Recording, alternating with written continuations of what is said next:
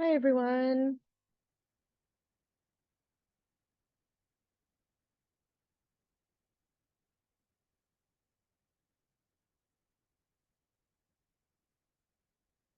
We're going to give people another minute to come in and then I'll get started.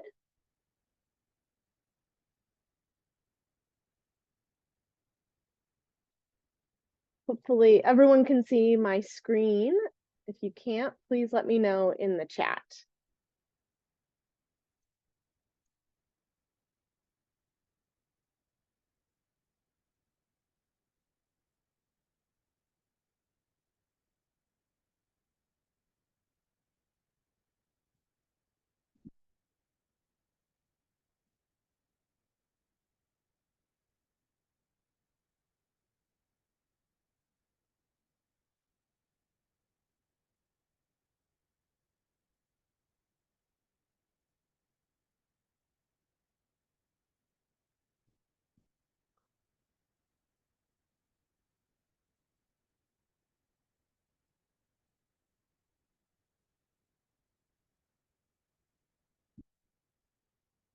Okay, well, I'm going to go ahead and get started. If anyone has any issues hearing me or seeing my screen, I'll keep an eye out on the chat. But we're going to go ahead and start the information session. So thank you, everyone, for joining us today. My name is Emily Scott. I'm the Director of Planning and Economic Development at Downtown Tulsa Partnership. And this is an information session for our pop-up program called Pop-Up Downtown. So here in downtown, what we refer to as downtown is everything inside of the IDL. So there's 8 different districts, and the IDL is the highway ring that borders the 1.5 square mile of downtown Tulsa. We have about 5,000 residents that live downtown, around 30,000 employees that work during the week downtown. We have over 2 million visitors a year, which equates to almost 40,000 visitors that are either coming downtown to do business, be tourists, visit, or have other tasks downtown. A little over 2,000 businesses, and then 100 of which are restaurants and bars. So we have a big food economy downtown. And all of the shops that we do tend to be focused in the Deco district, the Blue Dome district, and the Arts district. So every year we have different shops available, and we'll get into a little bit of that today here in this session. But we do put the pop-up shops are located in the core central area of downtown. And I'm just going to keep an eye out to make sure nobody's blocked out. Okay. All right, so Downtown Tulsa Partnership, for those of you who may not be aware, we are the nonprofit that manages the Downtown Stadium Improvement District. So we are a business improvement district that works inside the IDL. We work to champion a prosperous, vibrant, and inclusive downtown Tulsa. Like I mentioned, my name is Emily Scott. I'm the Director of Planning and Economic Development. This is our 3rd year running the pop-up shop program, and we're really excited to be coming back for our 3rd year. We've had 14 different businesses participate in the program so far, and 4 of which are still downtown operating those shops. And I'll share those at the end.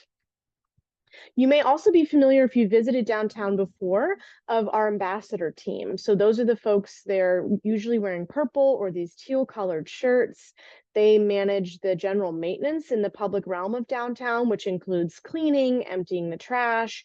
We respond to hospitality or safety concerns downtown. So all of our participants in the program have access to the contact information to our ambassador team. They're downtown 7 days a week. We also have an outreach coordinator. So we offer safety escorts. We respond and check in with our businesses many times. So it's an added benefit of being in the program. If you're walking up to your shop one morning and there's some trash outside or something nasty, or the sidewalk needs to be cleaned, you can call our team and we can take care of that for you. So why did we start a pop-up shop program? Well, our organization, of course, wants to see the downtown Tulsa economy thrive, and that includes supporting our small businesses. So we work to do all kinds of things that expand and help our small business environment here in downtown Tulsa. We also recognize that we are home to Black Wall Street and the historic Greenwood District, and we want to honor and build upon that legacy of diverse businesses owned by the greatest diversity of Tulsans and Oklahomans. And lastly, we hear time and time again that folks don't feel like downtown Tulsa has enough retail options. We conduct an annual community survey every year, hundreds of folks weigh in, and every year without fail, the largest thing people disagree on is that there are plentiful retail options downtown. So not only for our residents, but also for our office workers and our tourists, there's a desire to have more retail and commercial establishments, more services, and more things to be able to purchase for different needs and wants. So we developed the program to increase more shopping visits in and around downtown. We also want to expand the amount of retail offerings available while making sure that we expand the visible presence of underrepresented, non-traditional, and diverse business owners. We also seek to reduce the amount of visible ground floor retail spaces. So all of our pop-up shops are ground floor commercial spaces that have street visibility with large street window frontage, meaning any random pedestrian walking by is able to view and know that there's a business that's open and what they offer inside.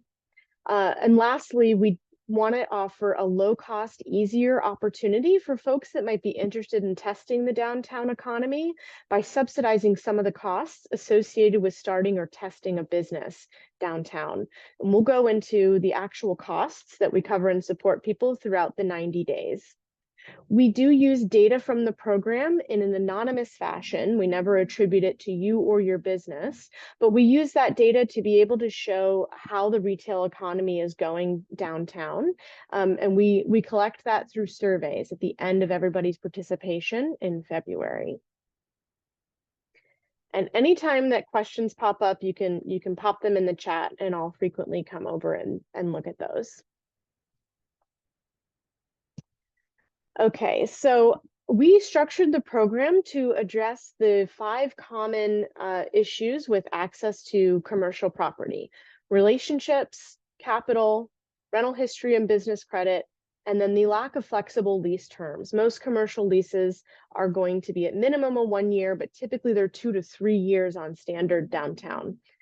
So we seek to address these barriers by being the direct facilitator of your relationships. So through this program, we work with the property owner and with you, and we facilitate that relationship.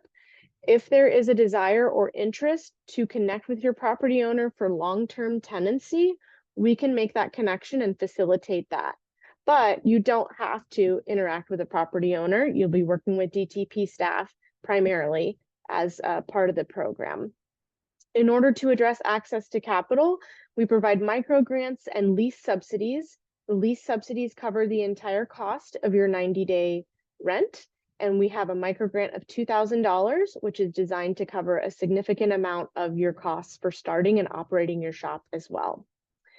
In order to address some of the barriers caused by rental history or a lack of business credit, we use our application process to vet folks through some other means. So we have so many wonderful entrepreneur programs here in Tulsa. Did you happen to participate in one of those? Are you currently participating in one of those? That shows a dedication to your business and a desire to be a business owner in downtown, or just in general.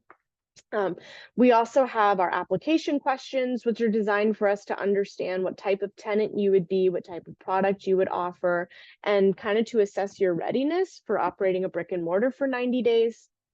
And then finally, that short-term flexible lease is part of the attraction of the program too. So we offer a 90-day lease from November 1st to January 31st. At the end of the program period, if there is a desire to stay long-term, we can help facilitate that conversation. But this is part of the flexibility of that program, is that it is a 90-day short-term lease.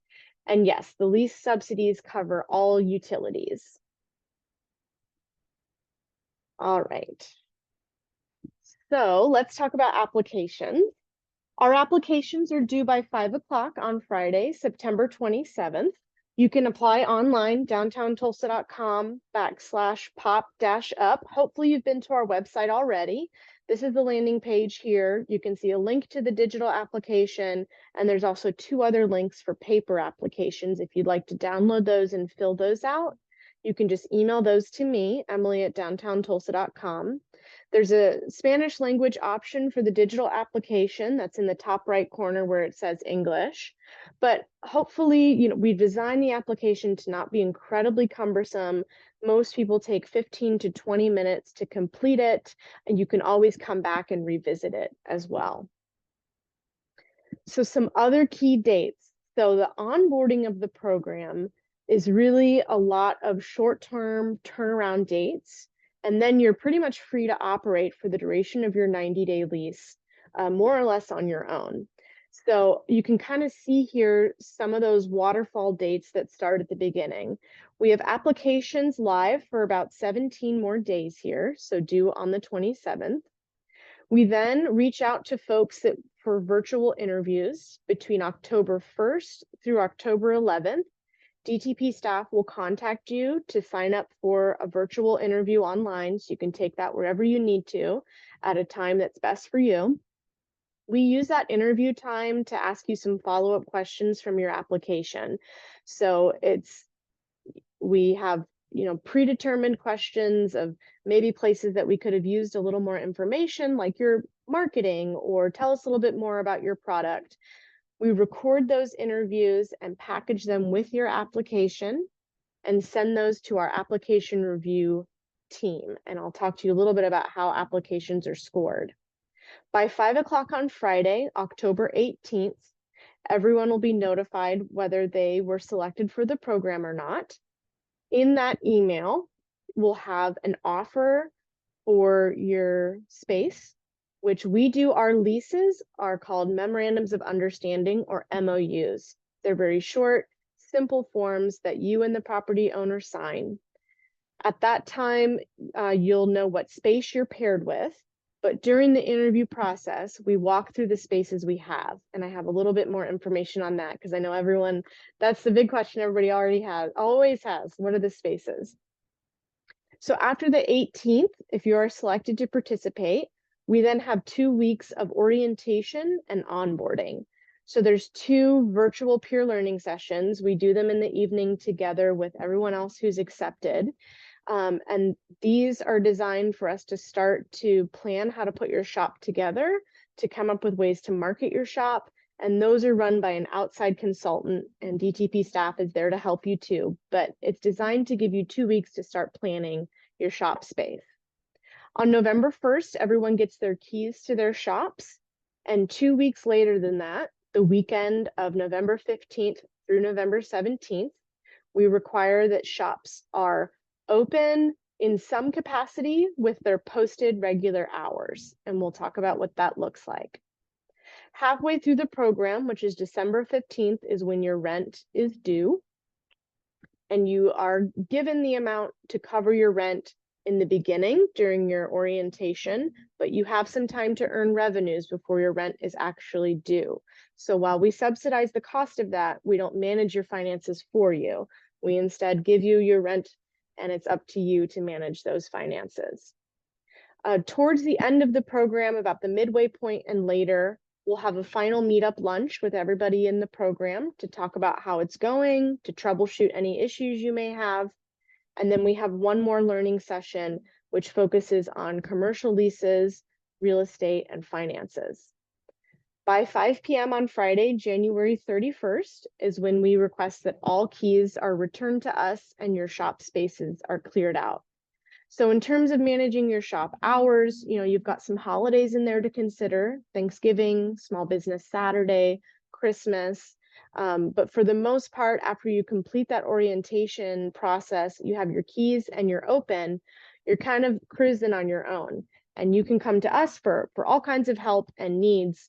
But it is a pretty independently run program after that point. So the application scoring, everything is out of 100, and there's 6 different categories that range from concept viability, how much is this product concept built out? How much inventory do you have? What's your plan for replenishing your inventory? To understanding program requirements. Are you able to furnish general liability insurance, that W-9, and able to complete the program requirements of attending the virtual sessions. Our review panel gets your application, your recorded interview, and that's how your scoring process goes. Our review panel includes folks from 36 Degrees North, TEDC, and Partner Tulsa. And all of those organizations provide support to entrepreneurs and small businesses here in Tulsa. So by October 1st, you'll know if you are asked for an interview. Every application will get a response from us by October 1st. And then by October 18th are the selection dates. Some tips here for the applications. So as I mentioned, the application's not very cumbersome. And if you needed to, you could probably fill it out in 5 minutes. That doesn't mean that you should, though. Some of those questions, detail helps. We want to know at this stage that generally who your customers are, that how to market and sell your product, that you have the time and dedication to do the shop and run the shop for 90 days, and also that you've started to think through how to capitalize on this short-term opportunity to really make revenue. One of the largest parts of this program is to reduce the amount of financial burden that launching or expanding a business can have. So the last thing that we want is somebody to be, financially overwhelmed by this process or be in a worse off space at the end of it. So we'd like to know from that application process, are there special events that you're going to do to try to make a lot of money in a short amount of time? Are there certain marketing tactics that you're going to use? Have you started to think about what profit looks like for you? One of the optional opportunities you can do, this is an applicant from year 1, is you can send a 1-pager about your business, like a concept proposal. If there's other visuals or photos or stats that are helpful for our application team to review about your business, feel free to develop those, or if you already have them handy, just email them to me and I'll package them with your application. This is by everyone. They were one of our first-year participants. They were in the Arts District. They also just opened a brick and mortar in Kendall Whittier a couple months ago. So they are here in Tulsa. We're really excited to have them. But this was a helpful thing that they created for us, and it helped us understand, what are the brands that they carry, what's the average price of them, what's their social media reach so far. So if you feel like that's helpful context, feel free to send that in. So we're going to talk a little bit about the spaces that are available. So DTP staff works from now till September 25th to secure all of our spaces. So we are actively recruiting spaces. We have about 4 or 5 confirmed right now, but we always get a lot in over the deadline. So every year, our shop spaces are different than the year before, and they always range in what they look like. They typically are 500 square feet to 1,000 or 1,200 square feet. Some of them have furniture in them that you are able to use and utilize or remove. The property owner will remove it. And then most of them end up being white boxes or blank spaces that maybe have a chair here or there. What we do during the interview process from October 1st to the 11th is we not only ask you follow-up questions on your application, but we also walk you through all of the spaces that we have available for that year. So we'll talk where the location is. We have all of our photos, the address, the dimensions, and certain details about the space. For example, the space in the top right there is housed in a parking garage. So the restroom is in the actual parking garage. You have to walk around the corner. And then the bottom one actually has a restroom attached to it. So we take that time to walk you through all the pros and cons of the spaces, all the nitty-gritty details. And then after that interview, we ask you to take a couple of days and rank your top spaces. We send you the photos, send you the information. You can drive by, take a look in the windows, get a sense of where they are. And then we ask you to tell us what your top choices are, what's going to work best for your business. We don't know, you're the person who knows the most about your business and how it's going to thrive, and ideally the best place that it can locate. So we do this matching process during the interview stage that ideally gets people their desired priority spaces. That's what we're going for. And there was a question in the chat about utilities being included, and they are. So all spaces are required to have electricity, controllable air, and access to a restroom. The one thing spaces commonly don't have is internet. About half of our spaces have them, the other half don't. Typically, how our tenants manage internet is they either use their cell phone provider to get a box or a 5G box that they can have in their space, or they connect with their neighbor to temporarily use their internet for some time. But that is one that's not guaranteed outside of all the other utilities. Also, just a note on the spaces, you are allowed to do non-permanent alterations. So curtains, window decorations, signage, hanging pictures, plant walls, all kinds of things that can be taken down. There are some property owners that let you paint as well, and even do some light permanent modifications. We just ask that you reach out to us beforehand so that we can clear that with the property owner. In the past, it's never been an issue, and we have had tenants paint. So going into the program requirements for accepted applicants, the big one is general liability insurance, which you do have during those first 2 weeks. You have to furnish the certificate of general liability insurance that lists the address of the shop space that you were paired with. And it goes under that insured space, that area that's circled in red. It's a typical general liability insurance that most LLCs have. And we can talk through, who are some other people that do general liability down to you. If you're an existing business, you likely already have this. So what this requires is reaching out to your broker to get a certificate that shows the temporary shop space. It shouldn't change your coverage at all in terms of cost, but if you have to get insurance for this, of course, that's going to be a cost. What most people do if they do not have liability insurance already for their business is that they get it for the pop-up shop and then they cancel it when they're done, so that they no longer have the monthly burden of holding insurance if they don't need it. The other thing we require is a W-9, which in order to complete either has an EIN number for your business or a social security number. And then we ask folks to sign their lease agreement within those first few weeks as well. So it's a pretty simple 2-page document that just says you understand the dates that you have access to the space, you understand when rent is due on the 15th, and you understand when you have to vacate the space. There's typically folks that enter the program that do food service or want to do food in their space.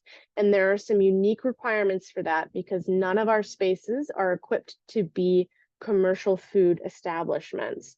We have had participants in the past that will pay to have a temporary food permit in their space. And we'll talk a little bit about what the cost of that looks like.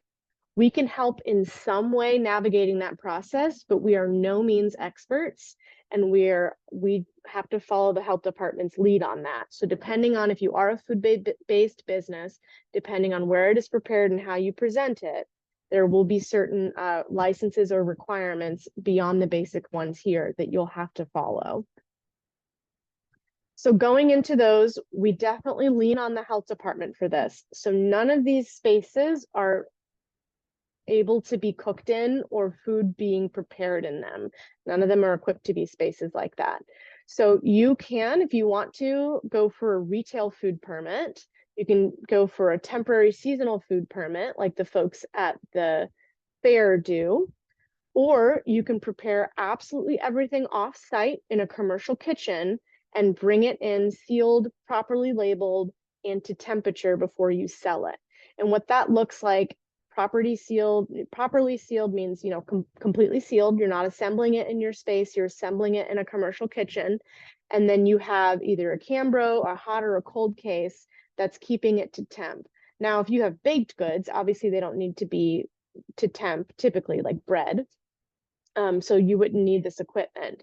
But it's really important for our food-based businesses to understand that they do have to go above and beyond in order to operate a temporary food retail establishment. So last year, one of our participants who actually just opened their permanent shop in their same pop-up space, Sourdough Tulsa, they wanted to have fresh bread just like this on the shelf. And this is pretty unique. The health department doesn't love this, right? So what they had to do in order to do this and present their packaging like this, they had to provide all the information on the location of their commercial kitchen, which was located outside of downtown. They had to pay for their retail food permit, which is around $500, and then furnish some other application materials, which was, you know, what's your hand washing and food safety policy? You have to do a walkthrough with health department staff, and you have to provide other information like the site plan of your space. So not impossible, but it is an added burden if you are a food business. So the program support that we provide for all accepted applications are the 90-day lease. We provide the microgrant of $2,000 up front, meant to cover your space costs, your inventory, and some shop staging expenses. We provide a rental subsidy of up to $1,000, which that is the top cost of rent. So if your rent, every space has a different amount of rent. If your rent is $500, then your rental subsidy is $500. The microgrant and the rental subsidy are given at the onset. When we have all of your paperwork furnished between October 21st and November 1st, that's when we can furnish you with your funds. We also provide 6 hours of business consultation with Securian Strategies, which also includes a walkthrough with a store staging consultant before you open. We have a mentor paired with every participant. So you get your own unique mentor who is also an existing downtown business owner, typically a business owner for quite a few years. They're great for relationship building, for questions that come up, even for, hey, you got an extra shelf laying around. Our mentors have been really helpful in our program. We provide every shop a storefront sign that shows that they are participating in pop-up downtown, and we affix that to the shop's facade, but you are welcome to put any other non-permanent signage on your space that you would like. We provide marketing for folks in the program, which includes a professional photography session, and you are allowed access to all of those photos and videos. And we also do general marketing support for all of our program participants together. So we push media relations and media exposure. We also develop flyers that we disperse around downtown that shows the locations of all of our pop-up shops, where to find them. And then we work with you to elevate your promotions. And that's an important distinction for the marketing of our program. While we do have a marketing team, we do not market your business specifically. If you have something, you tag us, we will upload it onto our social media. If you're doing a special event, let us know and we will boost the signal of that event. But we market all the program participants equally versus directly marketing your goods or products. It's kind of an important distinction that we have to make. And I think I probably covered most of this, but the virtual peer learning sessions that we do in the beginning, the first one is for you to understand best tips and practices for setting up your store, also running operations, POS, inventory, hours of operations.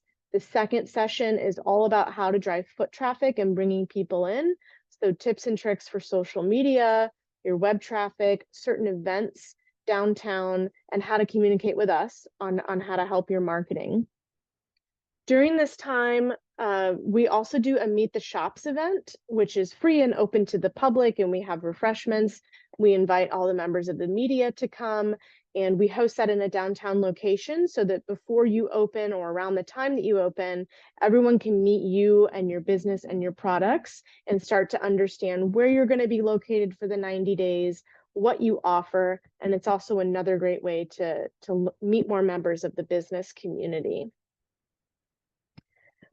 So a couple other things, and I'm almost done, so I'll take a look at the chat here shortly. Couple other things about posting your hours. So I mentioned you're going to have your keys by November 1st, and then you just start to set up your shop. You have open access to your space whenever you need it. We do require that weekend of the 15th to the 17th that all shops have their posted hours. Now you can get a vinyl sticker on your door, you can get an A-frame sign, or you can just spend $5 at Office Depot and get this simple hours sign and post that on your door by that weekend.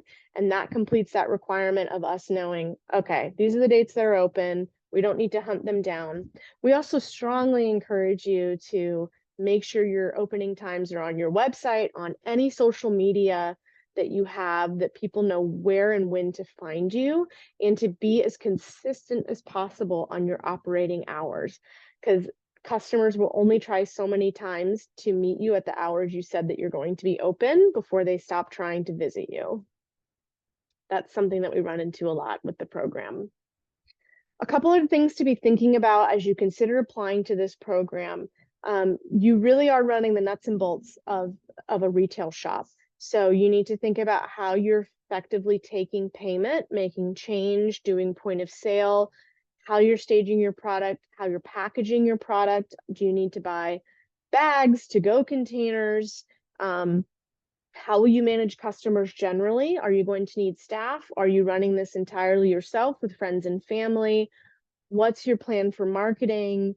And then also just some thoughts about customer service. You know, it's worth knowing this is the real deal. So what are you going to do if an unruly customer comes in, or someone's unsatisfied, or causing an issue or something along those lines? It's always good to take some time to think through this, because it truly is a live, open and operating shop once you get started.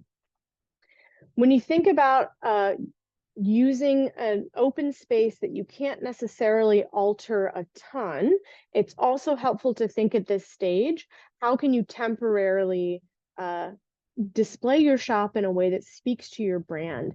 So thinking about cheaper products like pallets and cork boards and plant walls and things that you can hang and use temporarily, hanging displays. I always encourage people to check Facebook Marketplace for different display stands, shelving, equipment like that, trying thrift stores. It's really important to try and be as thrifty as possible so that your revenues are going towards your profits overall to grow and expand your business.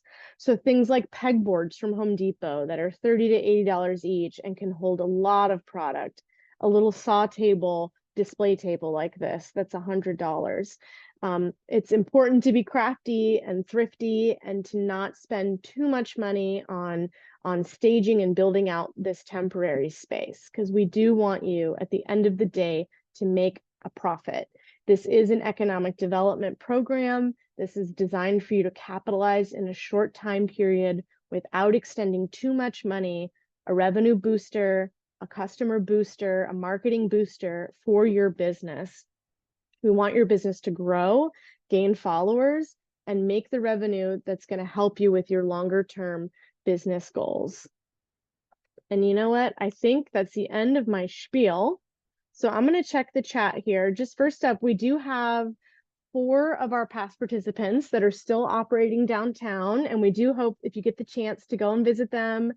The Shade Room Eyewear is in the Tulsa Box Yard. She has all kinds of sunglasses, eyeglasses, accessories. She features a lot of other makers in her space. Renee is great. Kim Roxy with Lamique Beauty. She's actually about to have her grand reopening in her pop-up space from last holiday season. They'll be doing a ribbon cutting later this month. All kinds of vegan makeup products. Her eyebrow duo is amazing. Sourdough Tulsa has stayed on from last holiday season. They signed a long-term lease in their space. They continue to make sourdough breads and products in their space. We're really happy to have them downtown. And then Tanisha with My Tea Lounge was our first year participant, and we're so excited. She's still down there on Boston Avenue, crushing it. She has done a tremendous job in that space. Absolutely love it. And she is also just like a great entrepreneur and someone who I know would, be a resource if anyone has questions or tips. Okay, I'm going to stop sharing my screen and open up the chat and see what kind of questions I have. Oh, so the $1,000, so your rent is paid in one lump sum. So your rental cost is for the entire 90 days. And $1,000 is the top tier of that, but all of our spaces have their own rental rates that range from usually around 300 at the lowest scale to $1,000. So the rent covers the entire 90-day period or 3 months.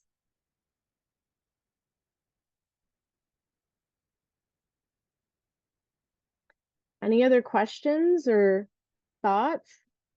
It can even be specific to your business. If you are like, I don't know if this will work, or here's I my have a couple. product, here's what I have.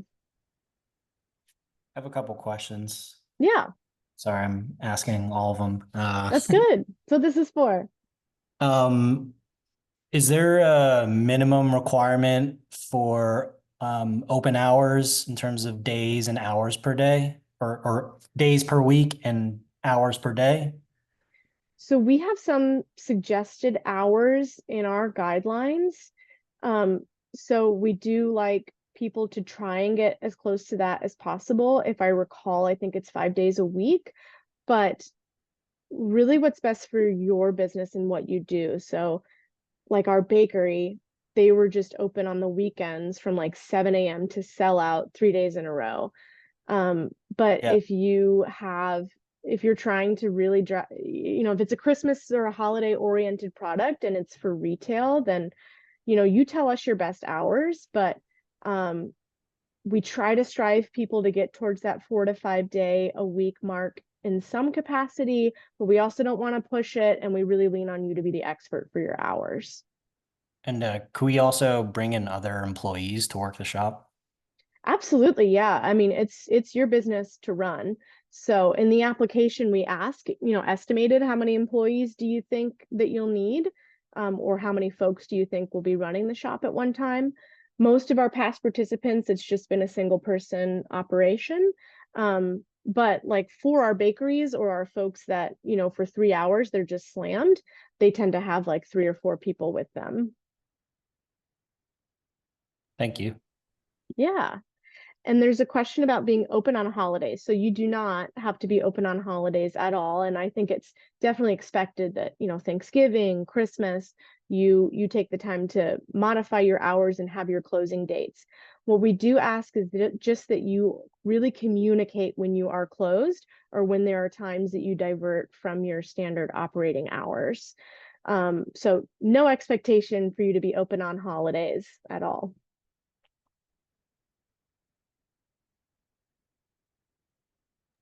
Do you have any data or feedback from either the previous businesses or just like Tulsa residents on what they're looking for in terms of products in their retail store, or what qualities you've found to be successful in the businesses that you've seen in the past 3 years? Yeah, I think so. I'm going to find a link while I'm talking to you for this retail dream sheet that we made and we put on our website. So every year when we conduct our community survey, we always ask people, um, what do you want to see downtown? What's missing? So we've compiled all those this year into this like retail wish list, and you'll see here, I'll share the link in the chat. Some of it's kind of broad, but folks always want food oriented businesses or like grab and go, coffees, teas, baked goods, pop up like lunch experiences do really well. Like if you're at Kitchen 66 and you make arepas and you prepackage them and they come in hot every day and from 11 to 2, you either take pre-orders or you're just open for those hours. So because we have so many during the week office workers, food and bev during the weekdays tends to be the most successful. Retail, arts-based businesses, and like gifts, those are weekend and evening oriented businesses, especially around the holidays. Anything like locally made, handmade, things that are already packaged as gifts. We found that our participants who do that tend to do really well. So we have some like healthcare products in the past, and in their window, she just like kind of curated gifts that were already wrapped and, you know, in cellophane. And then that just took a lot of guesswork out of like Christmas shopping for some folks. Um, Other than that, it's an interesting cycle in downtown because your evenings and your weekends are your tourists and your visitors and your other Tulsans. And then your office crowd is really who you're catering to during the week time. And it also can depend on location. So like the arts district is a more weekend oriented space versus a shop in the deco district where all of our office workers are. You'd probably want to cater more towards office workers' hours. And I realize I didn't answer that very directly. But I think folks being reflexive is really important too. So if you see what's working, and events really draw people into, and events are, we can market events for you way easier than, you know, just your general products. So some of our participants have done like sip-in shops where they've got some wine and cheese out and it's just come see what we have. I'm a new business downtown. Sign up for my newsletter, follow me on social media, and maybe you buy a product or two. Doing something in tandem with First Fridays is always good because you're getting a ton of foot traffic downtown. So that's a great time to do events. But we've found that events do really well as well. Any follow-up to that? Any feedback on or data on like a average price point that has been like successful? Like, you know, at our retail stores, people don't like to spend over like $40 or something. Yeah. Really like the $25 to $40 range for retail products and goods has been typically what we've seen folks be successful for. When there's like more curated or craft, not maybe that's not the word, but like a vintage or custom furniture or an antique or something, like I can see that pushing the price point. But yeah, typically the $25 to $40 range tends to be it for what people want to walk in and spend on. It's Thank you. always good to, yeah, and you know, in terms of inventory in your shop, because this is something, if you happen, it sounds like maybe you do have a business that is inventory based, like you would be stocking shelves and having lots of different products and maybe a lot of different types of products. So it can be hard to balance how much do I invest in inventory for the short term time.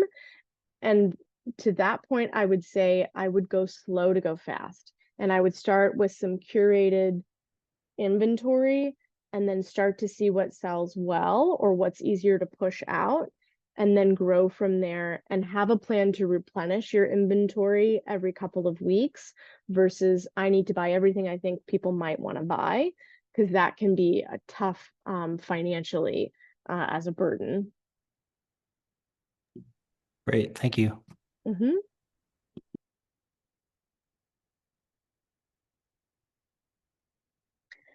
Okay, well, I don't think, let me make sure I answered all my questions.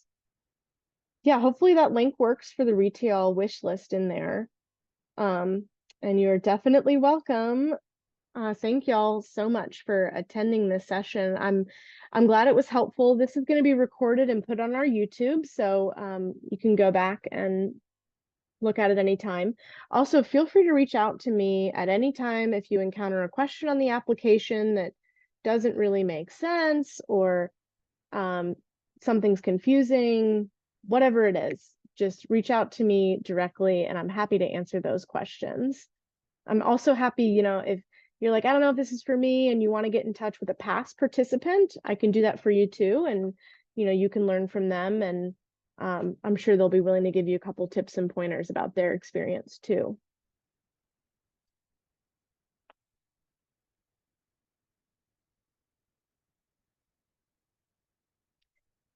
Okay, friends. Well, if that's all, then I will end this session. And I really appreciate your time this evening and hope it was helpful, and also hope to hear from you soon and see your applications come through. You're welcome. Everybody have a great night. Bye-bye.